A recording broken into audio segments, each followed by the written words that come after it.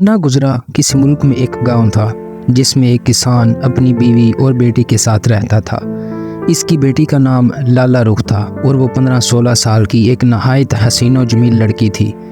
वो बहुत बाइखलाक और हर किसी के दुख दर्द में काम आने वाली लड़की थी। लाला रुख घर के कामों में अपनी माँ का हाथ भी बटाती थी और मुर्गियों की देखभाल भी करती थी। इन कामों से फारग होकर वो अपनी बकरियों को करीबी जंगल में चराने के लिए ले जाती। बकरियां तो जंगल में घास और झाड़ियों में लगे पत्ते खाने लगती और लाला रुख किसी मिट्टी के टेले पर बैठकर इनकी रखवाली करती और इस बात का ध्यान रखती कि कोई बकरी ज़्यादा दूर न निकल जाए। उसे जंगल में जाकर उसकी खुली फिजा में बकरियों को चराने में बड़ा मज़ा आता था। एक दिन सूरज ढलने से पहले वो अपनी बकरियों को हाँक कर जंगल से घर की जानिब आ रही थी कि रास्ते में उसे ज़मीन पर कोई चमकीली चीज़ नज़र आई। इसने उठाकर देखा तो वो एक नन्ही सी सुनहरी अंगूठी थी जिस पर सुर्ख रंग का एक नगीना भी जड़ा हुआ था। लाला रुख ने इधर उधर देखा कि शायद उसे वो शख्स नज़र आ जाए जिसकी ये अंगूठी थी, मगर आस पास कोई भी ना था। उसने अंगूठी को अपनी ओढ़नी के पल्लों में बांध लिया। सोचा कि अगर इस अंगूठी का मालिक कभी मिल गया तो उसे इसके हवाले कर देगी। इसके बाद वो फिर बकरियों को हाँकती हुई घर की जानिब चल पड़ी। अभी वो घर से कुछ फासले पर थी कि रास्ते में एक दरख्त के नीचे उसे एक छोटा सा बोना बैठा नजर आया। इसके चेहरे पर उदासी थी और आंखों में आंसू भरे हुए।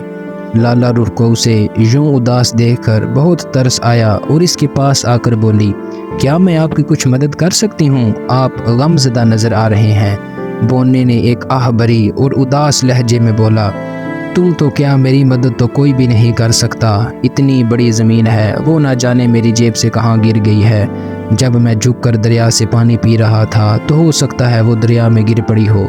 इसकी बात सुनकर लाला रुख हंस पड़ी। कहीं आपकी अंगूठी तो नहीं खो गई? इसने हंसते हुए सवाल किया। इसकी बात सुनकर बोना हैरत से उछल पड़ा। लड़की, तुम्हें कैसे पता चला कि मेरी अंगूठी खो गई है? इसने हैरानगी से पूछा। मुझे कुछ दूर ज़मीन पर से एक अंगूठी मिली थी और मैंने आपकी बातों से अंदाज़ा कर लिया था कि ये आप ही की होगी। लाला रुख ने अपनी ओढ़नी के पल्लू से अंगूठी निकालकर बोने के हवाले करते हुए कहा। बोना खुश हो गया। इसने अंगूठी लेकर एहतियात से अपनी जेब में रख ली और लाला रुख से बोला, ये एक बहुत ही कीमती अंगूठी है, इसे बेचकर तुम बहुत सारी रकम मिल सकती थी, मगर तुम एक अच्छी और नेक दिल लड़की हो और तुम्हारे दिल में ज़रा सा भी लालच नहीं है। मैं तुम्हारा शुक्रगुजार हूँ। ये अंगूठी मैंने अपनी प्यारी बीवी को तोहफे में देने के लिए ली थी। मैं खुश हूँ कि आपकी अंगूठी आपको मिल गई है, लाला रुख ने कहा। बोने ने मुस्कुराकर इसकी बात सुनी और अपने थैले में से चांदी की एक डिबिया निकालकर उसे लाला रुख को देते हुए बोला, लड़की, मैं तुम्हारी नेकी का इनाम तो नहीं दे सकता क्योंकि इस वक्त मेरे पास कोई कीमती शय नहीं। हाँ, जंगल से गुजरते हुए एक जादूगरनी के घर की खिड़की के नीचे से मुझे ये डिबिया मिली थी। इसमें एक बीज है और मुझे यकीन है कि ये जादू का बीज होगा। घर जाकर उसे ज़मीन में बो देना। हो सकता है इसमें से ऐसा दरख्त निकल आए जिसमें बजाय फलों और फूलों के सोने चांदी की अशरफियाँ लगती हों। अगर ऐसा हो गया तो मज़े आ जाएंगे। तो लाला रुख ने डिबिया लेकर बोने का शुक्रिया अदा किया। बोने ने अपने मुंह में दोनों हाथों की एक एक उंगली डालकर ज़ोर से सीटी बजाई। सीटी की आवाज़ सुनते ही सामने की झाड़ियों में से हलचल सी मची और इनमें से बोने से कुछ बड़े कद का एक घोड़ा निकल आया। इसके पास खड़ा होकर हनहनाने लगा। इसके मुंह में घास दबी हुई थी जिसे वो मज़े ले लेकर खा रहा था। बोने ने लाला रुख को खुदा हाफिज़ कहा और अपने छोटे से घोड़े पर सवार होकर लम्हा भर में ही नज़रों से ओझल हो गया। लाला रुख खुश घर आई। घर आकर उसने बकरियों को इनके खोंटों से बांध दिया। फिर इसने सहन में एक अच्छी सी जगह देख ली, ज़मीन खोदी और इसमें वो जादू का बीज दबा दिया। बीज दबाने के बाद इसने इस पर थोड़ा सा पानी भी छिड़क दिया और अपने दूसरे कामों में मसरूफ़ हो गई। थोड़ी देर बाद किसान भी खेतों से घर लौट आया। रात हो गई थी। किसान, इसकी बीवी और लाला रुख ने खाना खाया और सोने के लिए बिस्तरों पर लेट गए। अगली सुबह जब लाला रुख उठी तो इसने इस जगह जहाँ बीज बोया था वहाँ एक मटर का पौधा देखा। लाला रुख को बहुत हैरत हुई, एक तो इस बात पर कि एक ही रात में मटर का पौधा ज़मीन से कैसे निकल आया और इतना बड़ा हो गया। दूसरी हैरत उसे इस बात पर थी कि इस पौधे की शाख में एक मटर की फली भी लगी हुई थी। वो समझ गई कि जादू के बीज की वजह से ऐसा हुआ है। اس نے جلدی سے مٹر کی پھلی پودے سے توڑی اور اسے چھیل کر دیکھنے لگی۔ اسے چھیلا تو اندر مٹر کے دانے نہیں تھے بلکہ ایک بہت ہی چھوٹا سا لڑکا آنکھیں بند کیے لیٹا تھا۔ لالا رخ ڈرپوک لڑکی نہیں تھی، اس لیے وہ اس عجیب و غریب چھوٹے سے لڑکے کو دیکھ کر ذرا بھی نہیں ڈری۔ اس نے جلدی سے اس لڑکے کو پھلی سے نکال کر اپنی ہتھیلی پر رکھ لیا، اسے غور سے دیکھنے لگی۔ پھلی سے نکلتے ہی لڑکے کی آنکھیں کھل گئیں اور وہ اٹھ کر بیٹھ گیا۔ میں کہاں ہوں؟ لڑکے نے حیرت سی آنکھیں جھپکاتے ہوئے پوچھا۔ شاید میں دیوں کی دنیا میں پہنچ گیا ہوں، اتنی بڑی لڑکی تو میں نے آج تک نہیں دیکھی۔ تم میری ہتھیلی پر ہو ننھے لڑکے، میں دیو نہیں ہوں، عام انسان ہی ہوں، تم ہی بس بہت چھوٹے ہو، لالا رخ نے مسکراتے ہوئے کہا۔ وہ اس ننھے لڑکے کو دیکھ کر خوش ہو گئی۔ اس نے دل میں سوچ لیا تھا کہ وہ اس لڑکے کو اپنے گھر میں ہی رکھے گی۔ مجھے بھوک لگ رہی ہے، لڑکے نے کہا، کیا مجھے کھانے کو کچھ ملے گا؟ لالا رخ نے کہا، تم کیا کھاؤ گے مجھے بتاؤ، جاؤ کی روٹی اور مکھن تو تم کھا نہیں سکو گے، جاؤ کی روٹی تو بہت بڑی ہوتی ہے، کیا تم اخروٹ کا حلوہ بنا سکتی ہو؟ لڑکے نے جلدی سے پوچھا۔ بنا تو میں لوں گی، مگر اس کے لیے مجھے اخروٹ لینے کے لیے پہاڑوں پر جانا ہوگا، ہمارے گھر میں اخروٹ نہیں ہیں، لالا رخ نے کہا۔ ٹھیک ہے، مجھے بھی اپنے ساتھ لے چلو، لڑکے نے کہا۔ وہ لڑکے کو ہاتھ میں لے کر اپنی ماں کے پاس پہنچی اور اس کے متعلق بتایا۔ مٹر کی پھلی سے نکلنے والے لڑکے کو دیکھ کر اس کی ماں ڈر گئی۔ اتنا چھوٹا سا لڑکا اس نے کبھی دیکھا ہی نہیں تھا۔ اس کا خوف محسوس کر کے لڑکے کا ہنستے ہنستے برا حال ہو گیا۔ وہ اپنی ہنسی روکنے کی کوشش کرتے ہوئے بولا، آپ اتنی بڑی ہو کر مجھ سے ڈر گئی ہیں، مگر میں اتنا چھوٹا ہونے کے باوجود بھی آپ سے نہیں ڈرا۔ لڑکا تھا تو چھوٹا سا، مگر باتیں مزے کی کرتا تھا۔ اس کی بات سن کر لالا رخ کی ماں مسکرانے لگی اور اس کا خوف دور ہو گیا۔ لالا رخ نے اپنی ماں سے کہا، آج میں بکریوں کو جنگل میں نہیں لے جاؤں گی، انہیں یہیں چارہ ڈال دوں گی، مجھے پہاڑوں پر جا کر وہاں سے اخروٹ لینا ہے تاکہ میں اس ننھے لڑکے کے لیے حلوہ بنا سکوں۔ ٹھیک ہے، مگر خوب دیکھ کر جانا، وہاں پر بڑے خطرات ہوتے ہیں، تم واپس آؤ گی تو میں اس لڑکے کا ناریل کے چھلکے سے بستر بنا کر رکھوں گی، اس کے چھوٹے چھوٹے کپڑے اور جوتے بھی بناؤں گی، مجھے یہ لڑکا بہت پسند آیا ہے، اگر یہ بڑا ہوتا تو میں تمہاری شادی اس سے کر دیتی، اس کی ماں نے مسکرا کر کہا۔ اپنی شادی کا سن کر لالا رخ کا چہرہ مارے شرم کے گلابی ہو گیا۔ وہ مٹر کی پھلی والے لڑکے کو لے کر جلدی سے کمرے سے نکل گئی۔ کسان تو منہ اندھیرے ہی کھیتوں پر کام کرنے کے لیے نکل گیا تھا، اس لیے وہ اس لڑکے سے نہیں مل سکا تھا۔ تھوڑی دیر بعد لالا رخ نے اپنے باپ کا گھوڑا استبل سے نکالا، لڑکے کو ایک چھوٹی سی جالی والی مخملی تھیلی میں رکھ کر تھیلی کو اپنے گلے میں لٹکایا اور گھوڑے پر سوار ہو کر پہاڑوں کی جانب روانہ ہو گئی۔ پہاڑوں کے پاس پہنچ کر وہ تھوڑی دیر سستانے کے لیے ایک جگہ درختوں کی گھنی چھاؤں میں بیٹھ گئی۔ گھوڑے کو اس نے ایک درخت سے باندھ دیا تھا۔ نے لڑکے کو تھیلی سے نکال کر اپنی ہتھیلی پر رکھ لیا۔ وہ دلچسپی سے چاروں طرف دیکھ رہا تھا۔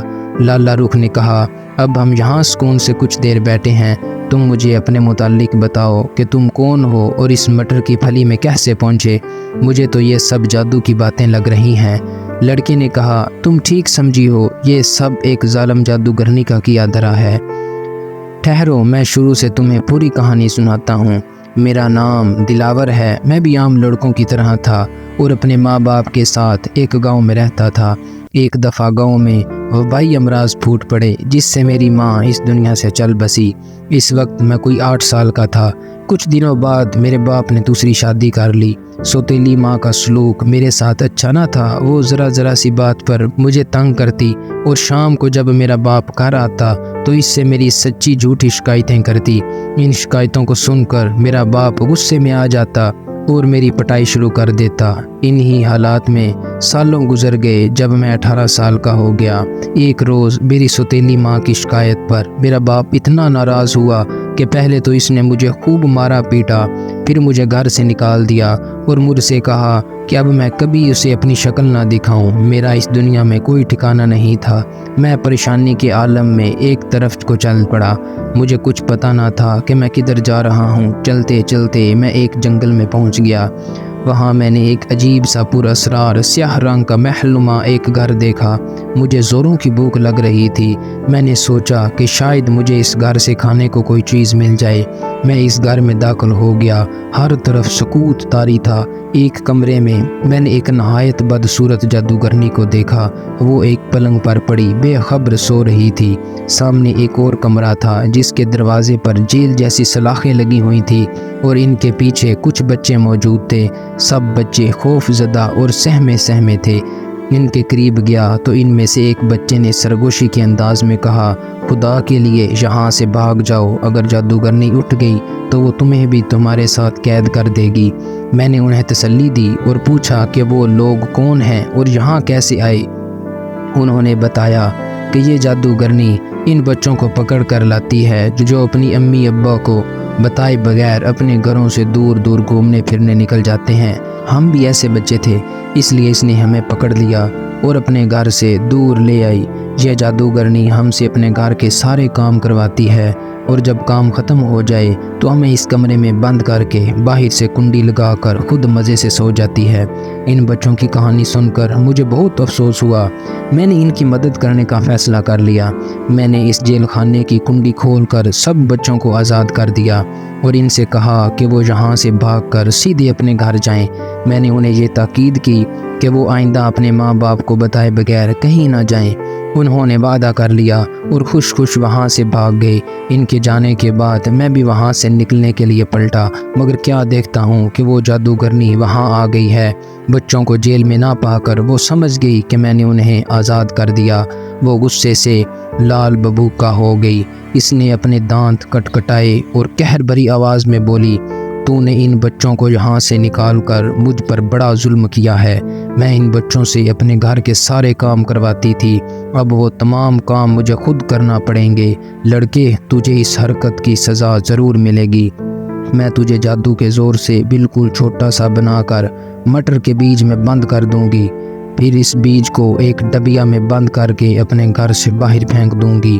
अगर तेरी किस्मत अच्छी हुई तो कोई इस बीज को डिबिया से निकाल कर ज़मीन में बो देगा। इसमें से मटर का एक पौधा निकलेगा जिसमें एक फली लगी होगी और इस फली में तू गहरी नींद सो रहा होगा। हाँ, अगर कोई नेक दिल लड़की तुझे फली से निकाल कर अखरोट का हलवा बनाकर तुझे खिलाएगी तो तब ही तू अपनी असल शक्ल में वापस आ सकेगा। जो लोग मुझे तंग करते हैं और गुस्सा दिलाते हैं उनको मैं ऐसी ही अजीबो गरीब और अनोखी सज़ाएं देती हूँ। यह कहकर जादूगरनी ने एक खौफनाक कहका लगाया और मुंह ही मुंह में कुछ पढ़कर मुझ पर फूंका और फिर मुझे कुछ पता नहीं कि मेरे साथ क्या हुआ। लाला रुख दिलावर की कहानी बहुत दिलचस्पी से सुन रही थी। कहानी ख़त्म हुई तो वो बोली, दिलावर तुम फिक्र मत करो, मैं तुम्हें अखरोट का हलवा बनाकर खिलाऊंगी ताकि तुम पर से जादू का असर ख़त्म हो जाए।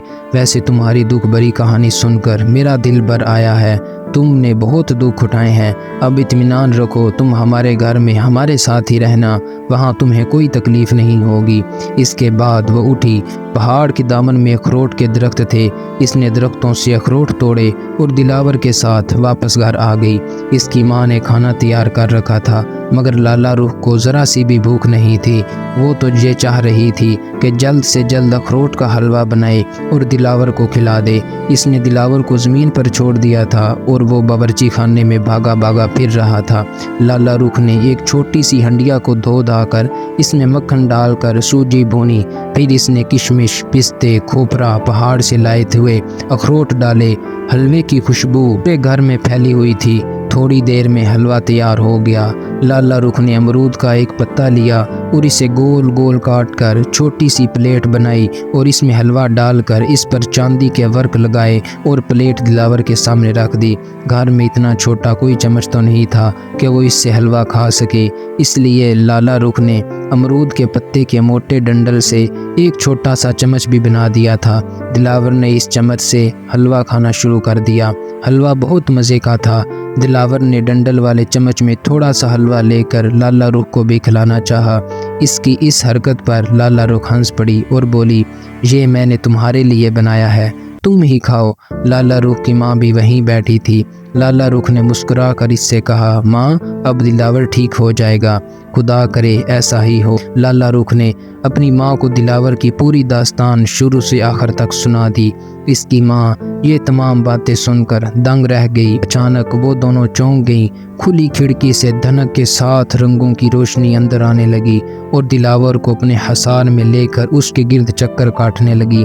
ये रोशनी इतनी तेज थी कि लाला रुख اور اس کی ماں کی آنکھیں خیرہ ہو گئیں۔ جب روشنی کے 3 چکر پورے ہو گئے تو اس روشنی میں سے 17-18 سال کا ایک نہایت حسین و جمیل لمبے قد کا نوجوان لڑکا برآمد ہوا اور اس کے ساتھ ہی رنگ برنگی روشنی غائب ہو گئی۔ لڑکے نے مسکراتے ہوئے کہا، لالا رخ، میں دلاور ہوں، مجھ پر سے جادو کا اثر ختم ہو گیا ہے۔ لالا رخ یہ سن کر خوش ہو گئی۔ اس کی ماں بھی حیرت بھری نظروں سے دلاور کو دیکھے جا رہی تھی۔ وہ کسی شہزادے کی طرح خوبصورت تھا۔ اتنی دیر میں کسان بھی دوپہر کا کھانا کھانے گھر آ گیا۔ اس نے دلاور کو دیکھا تو اپنی بیوی سے اس کے متعلق پوچھا۔ اس کی بیوی نے ساری کہانی اسے سنا دی۔ کسان کو جب تمام باتیں پتہ چلی تو وہ بہت حیران ہوا۔ سب نے مل کر کھانا کھایا۔ فیصلہ ہوا کہ اب دلاور ان کے ساتھ ہی رہے گا۔ وہ بھی بخوشی راضی ہو گیا۔ جب کسان دوبارہ کھیتوں پر چلا گیا تو دلاور، لالا رخ اور اس کی ماں تینوں باتوں میں مصروف ہو گئے۔ دلاور نے لالا رخ کی ماں سے کہا، بس اب تو میرے دل میں ایک ہی خوف ہے۔ لالا رخ اور اس کی ماں اس کی طرف سوالیہ نظروں سے دیکھنے لگے۔ جب اس نے مزید کچھ نہیں کہا تو لالا رخ کی ماں نے پوچھا، دلاور بیٹا کیسا خوف؟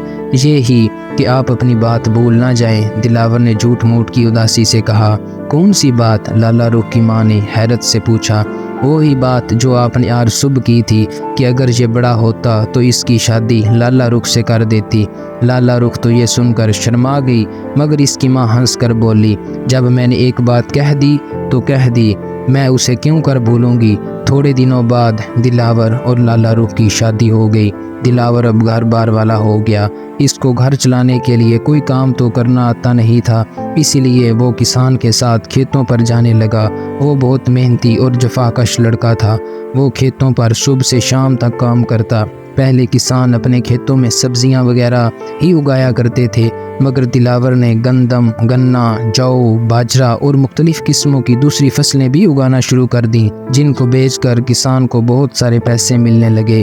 اتنے پیسے تو اس نے زندگی بھر نہیں کمائے تھے۔ ان پیسوں کو جمع کر کر کے تھوڑے ہی دنوں میں انہوں نے ایک بڑا سا گھر بھی بنا لیا اور پھر سب ہنسی خوشی زندگی کے دن گزارنے لگے۔